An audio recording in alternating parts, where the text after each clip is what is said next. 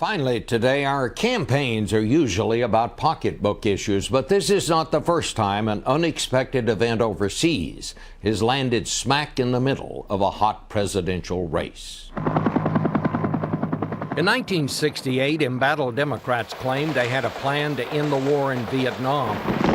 But after our South Vietnamese allies mysteriously pulled out of peace talks with North Vietnam just before the election, it dashed whatever hope Democrats had for a victory, and Republican Richard Nixon was elected. Do solemnly swear. But most of the time, foreign efforts to influence our elections either backfire or have no impact.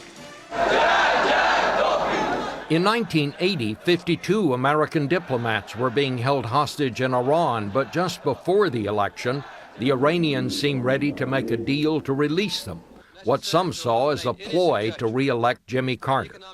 Ronald Reagan's running mate George Bush said it wouldn't work. You see, I think the American people don't want these mullahs, the ayatollahs, to affect the election one way or another. He was right, of course, and Reagan won. Terrorists crashed a truck into the U.S. Embassy in Beirut and killed 23 people during Reagan's re-election campaign in 1984.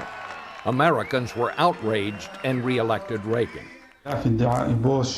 There was no question Osama bin Laden was trying to influence American voters in 2004 when he took credit for 9/11 and condemned George Bush. Americans will not be intimidated or influenced by an enemy of our country. I'm sure Senator Kerry agrees with this. He was right on both counts and was reelected. Americans may disagree on many things, but here's one thing on which we don't. We don't like anyone telling us how to vote.